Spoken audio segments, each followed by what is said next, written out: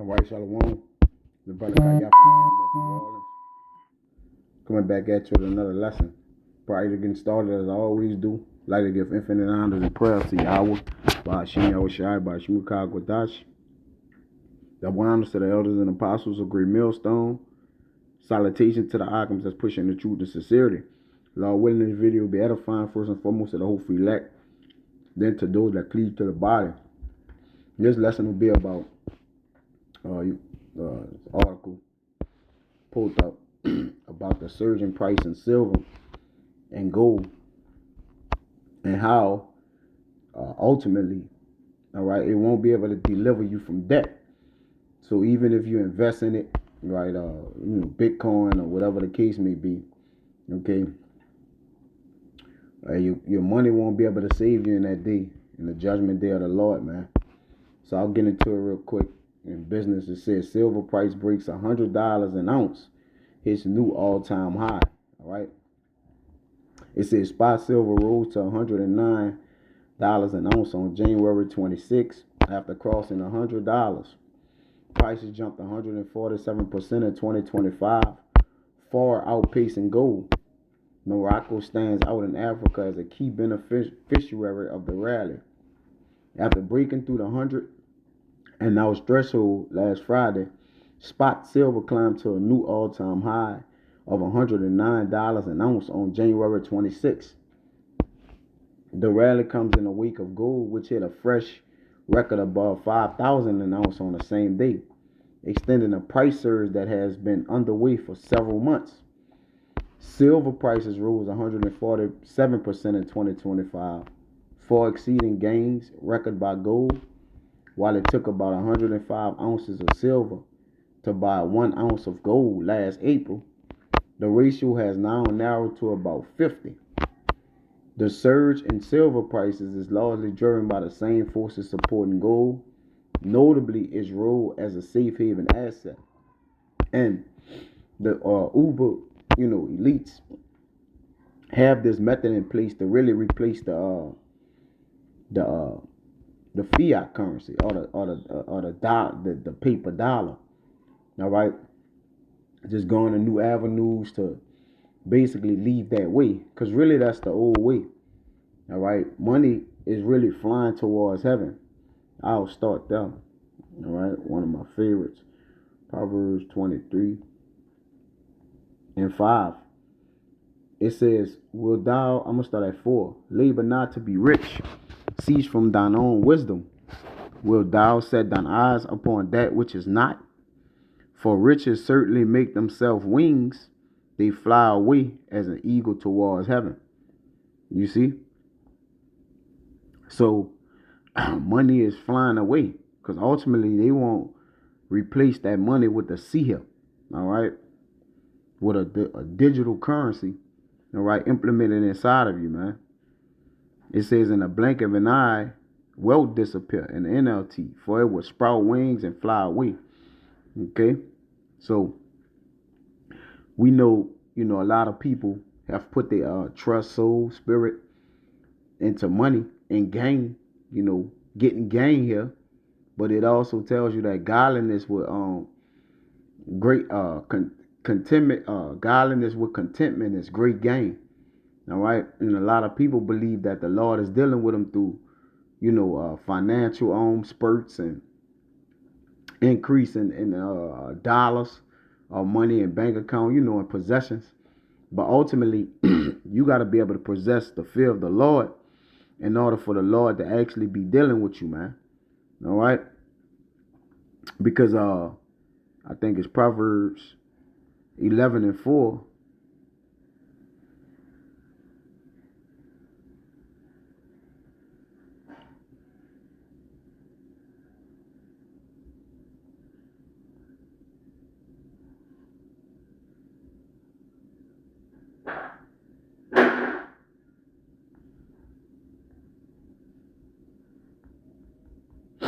Shalaki.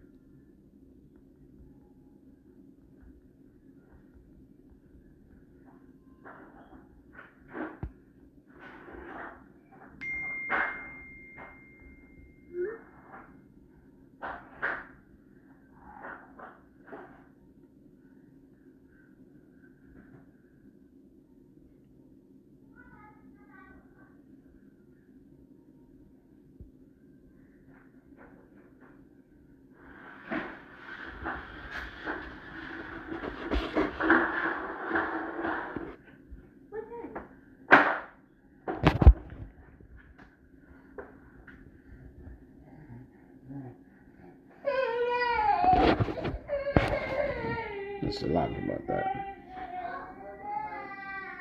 My son came in there. Salaki about that, man. All right. But Proverbs 11:4. I was trying not to let him see me. Found the way to come in here, Salaki.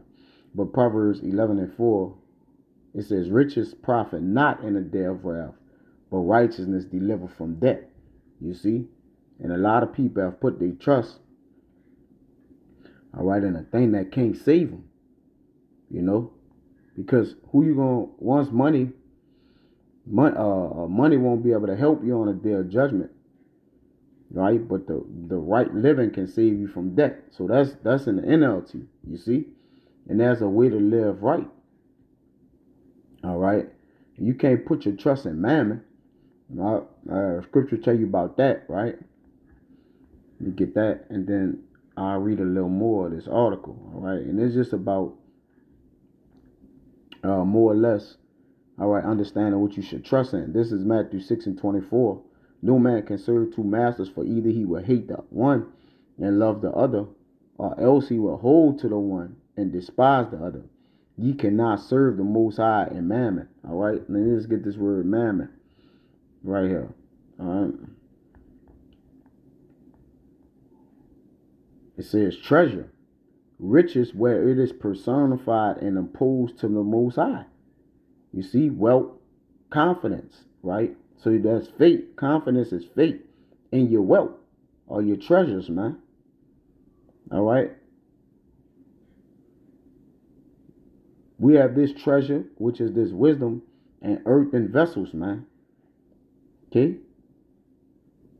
Let's look up this word. Avarice. Avarice. It says extreme greed for wealth or material gain. You see? And it don't have to be, you going all out. It's what you're willing to do to actually possess these possessions, man. What Jake willing to do, he's willing to sin against the Most High. All right, he's willing to sell his soul. Right, he's willing to break brotherly covenants. Which falls under the law. He's willing to break the law to obtain, man.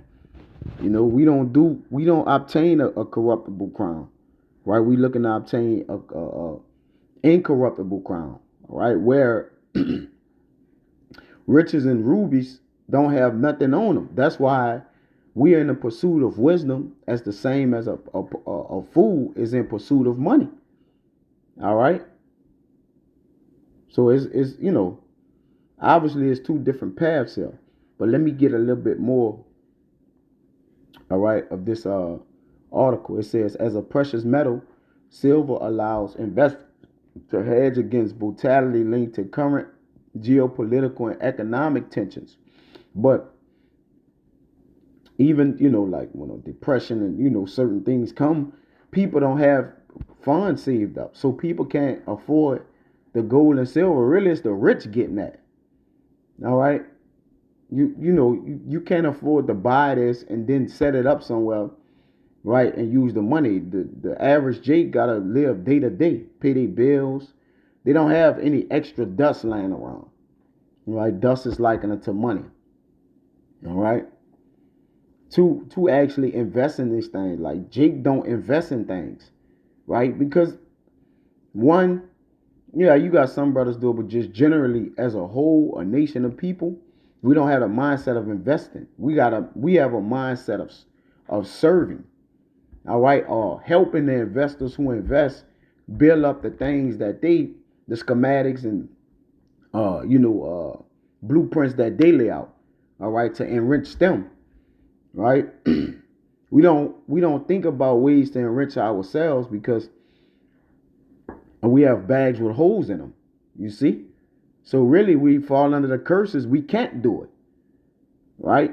The law won't even allow it. It says falling interest rates, which increase the appeal of non-yielding assets such as silver, have supported prices. In addition, the silver market has been in structural deficit for several years. The Silver Institute has projected a fifth consecutive annual deficit in 2025.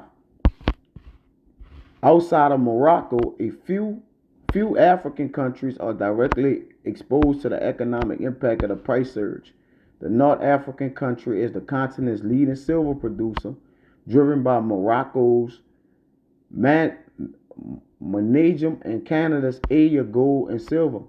In 2025, Aya increased its production by 193% year on year, supported by the commission of new processing plant at the end of 2024. All right, and that's pretty much the point. Okay, so you know, again, it's just showing you that things other than money, all right, is being valued, but nonetheless, we value in the fear of the Lord. This is Sirach 40 and 24. It says, "Brethren in help are against the time of trouble, but alms shall deliver more than them both." Alms shall deliver more than them both, which is the things you do within the ministry, all right, towards brethren, charity, edifying, exhorting, all right, all these things make up alms, all right, it's what you give unto the Lord, okay, right, because money is a defense, but wisdom is a defense, you see, so you're gonna have to choose between the two. You're not gonna be able to have both, all right. It says gold and silver make the foot stand sure, all right, but counsel is esteemed above them both, man. You see that? Gold and silver make people foot stand sure. Is a protector, all right, and it give you stability, all right. But it says knowledge and wisdom shall be the stability of that time and strength of salvation. So in the end, the men who got wisdom gonna be the ones standing. All right, not who came up with this thought in their mind to actually put effort into to back in getting their dollar backed up by silver and gold. The dollar is leaving. So anything that has value attached to the dollar in any kind of way, it falls. All right, it falls with the dollar. So you ain't gonna be able to give gold and silver out in a day where nobody got no damn money. You can't eat gold and silver, man. All right. Just in case if your mind was towards, doing this. It says, riches and strength lift up the heart, but the fear of the Lord is above them both. You see? There's no want in the fear of the Lord, and it needed not to seek help. Because you're looking for a way out, a way to still buy and sell in this economy. Once money, the dollar is under heavy scrutiny of debt. All right, it's not worth anything. It's valueless.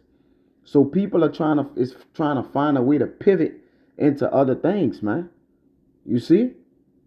But the thing is this: you can only pivot into the way that the people who create the money, all right, tell you to go.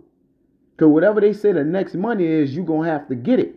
Whether you got silver and gold, Bitcoin, cryptocurrency, it don't matter. Okay?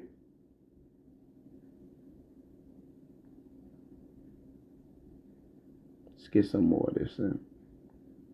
A couple more precepts out of this, man.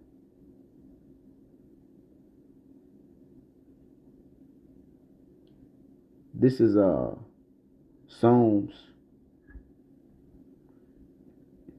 Let's do this here. Psalms. Get money is an idol too, man. You got to be careful in the way you're dealing with it, because it'll have you err from the Lord, man. All right?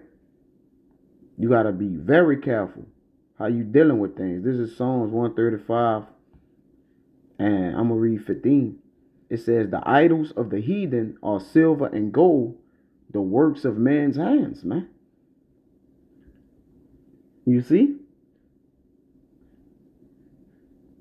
Now we know, obviously, because they take those metals and create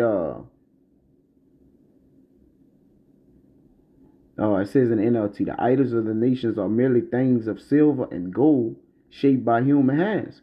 So the same things you put your trust in, all right, they can also be formed as idols, man. So shouldn't you worship the man that created all these things instead of that which he created? You know, which is Yahweh Ba'ashim Yahweh Shai. You know, it kind of answers itself. It's asinine, really, when you think about it. All right, this Psalms 119. I stay there. Because, you know, this is the true answer of what you're supposed to be doing. This is Psalms 119 and 72. The law of thy mouth is better unto me than thousands of gold and silver. So we would rather pursue wisdom, all right, and the law of the Most High than to go after mammon, man.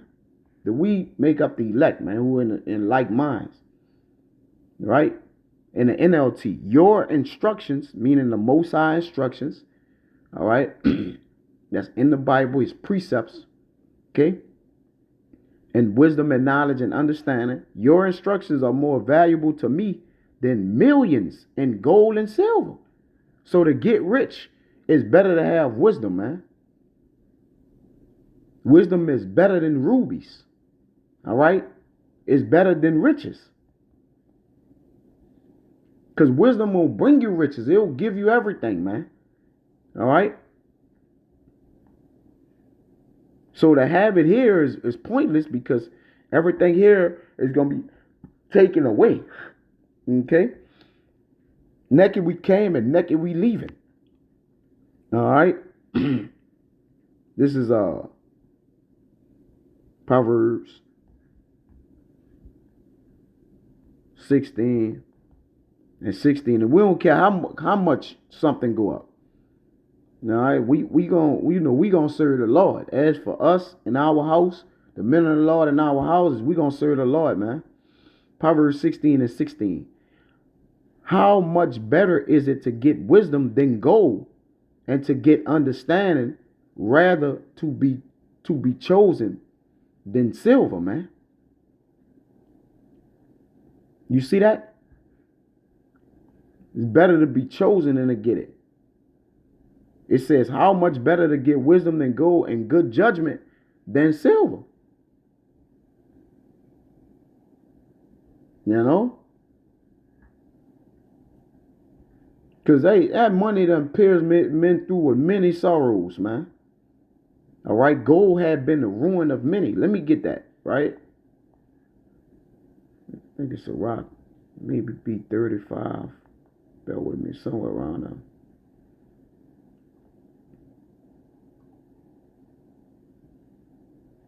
Give me.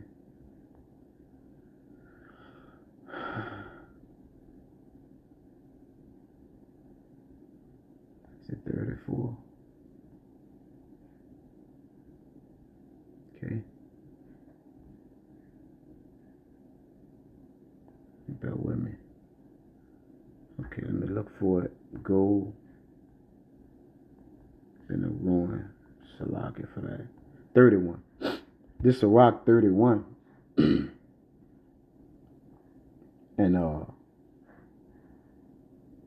5. He that loveth gold shall not be justified, and he that followeth corruption shall have enough thereof. Right? It says gold had been the ruin of many, and their destruction was present. It is a stumbling block unto them that sacrifice unto it, and every fool shall be taken therewith. Blessed is the rich that is found without blemish, and had not gone after gold. You see? You see that? So again, you know, we're not looking to go after gold because it's not beneficial to us, man. You see that? Get a couple more here. Now get out of here. All right. Because the day of the Lord gonna be very dreadful. And again, you're gonna have to throw your riches. You know, if you gotta swap in money for mercy, you in trouble, man. You better have works, all right, for mercy. All right, not money for mercy. This is Isaiah 31 and 7. It says, for in that day, every man shall cast away his idols of silver and his idols of gold, which your own hands have made unto you for a sin, man. You know? Because it didn't allow you to do the things, all right, that the Lord required of you to do, man. You know? And a lot of people, you know, in the day of judgment, I think it was 2012, people was throwing their money around and money just be in the streets. All right? Because the Lord he got a, like the Lord got a, he made a covenant with the beasts of the field, you know, to kill people, man. And your money can't save you. This Zephaniah 1:18, it says, neither their silver nor their gold shall be able to deliver them in the day of Yahweh's wrath. But the whole land shall be devoured by the fire of his jealousy, for he shall even make it even a speedy radiance of all them that dwell in the land. And they got this account that in a man rage, he don't you can't give him a gift.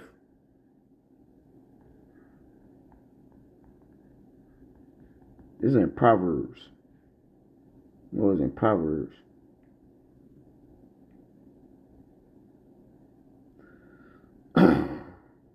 Yeah. This is Proverbs 6. I'm gonna start at 34. I'm gonna start at 32. All right, now, you know, it's talking about it's kind of twofold. All right, it's, you know, I'll say the exact way it is, then you can use it. I'm just using this account to basically identify, like, going, you know, what happens when you actually go after money. All right, it's like this is Proverbs 6. God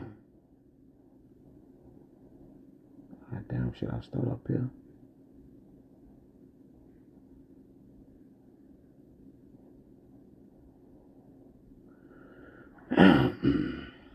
See where I want to start at. So login.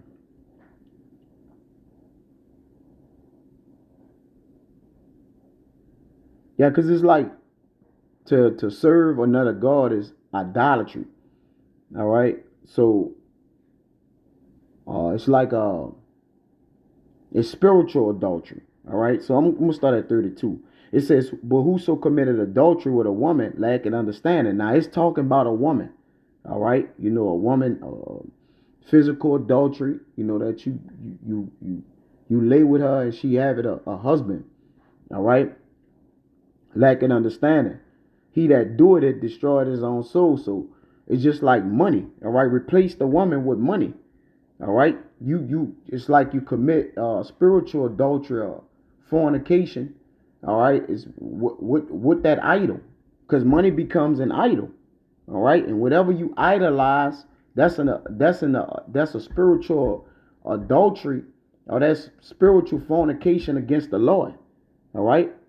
It says, a wound and dishonor shall he get, and his reproach shall not be wiped away. Even though it's talking about physical adultery, I'm just using it twofold. For jealousy is the rage of a man, therefore he will not spare in the day of vengeance. You see? He will not regard any ransom.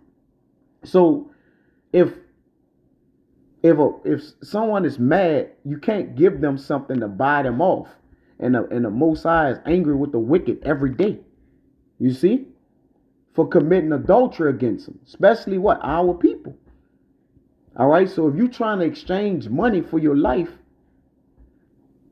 right? What good is it for a man to gain the whole world and lose his soul? Because you can't buy your soul. All right? Or you can't buy salvation. You see that? You know? But you could purchase debt by the works of your own hand. You could pour debt upon yourself, man. Okay, going after things that are dead things, man. What's gonna cause you to end up in the grave?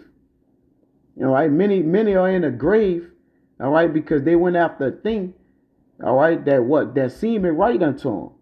But the end thereof was the ways of death. It says he will not regard any ransom, neither will he rest content, though thou givest many gifts. So you ain't gonna be able to give it to the Lord. Now, even though it's talking about physical adultery, all right, I'm talking about spiritual adultery. All right, idolizing money. All right, even though you go after it hard or whatever you're doing, all right, or try to set yourself up with it, it ain't gonna be able to deliver you in the day of wrath, man. That's the point. All right. This is James 5:3. Right here.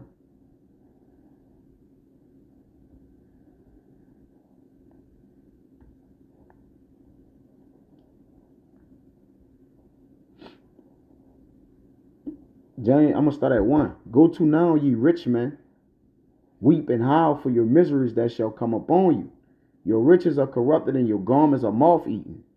Your gold and silver is cankered, and the rust of them that shall be a witness against you, and shall eat your flesh as it were fire. Ye have heaped treasures together for the last day. And that's talking about the wicked. All right. But at the end of the day, all right, it's still universal too. You talking about, that's talking about the wicked, the elites. All right, they gold and silver is cankered. So whatever they put out here in a place of money, all right, they have, they have the true money of the earth. But at the end of the day, they don't have the spirit. All right, that's the real money. The real value is in the spirit of the men of the Lord. There's no greater value. There's nothing else that's valuable on earth that's more valuable than a chosen man. You see? So at the end of the day, the same thing they labored in, all right, gonna witness against them. In the NLT, your gold and silver have become worthless. The very wealth you were counting on will eat away your flesh like fire. This treasure you have accumulated will stand as evidence against you on a day of judgment. So at the end of the day, all right, we need the evidence of mercy, the mark of the why, all right, that judgment may pass from us, man. And we're not gonna be able to do that by pursuing money, but pursuing righteousness, man, unto salvation. So Adawan Watazada was edifying. Till the next time I say Shalom.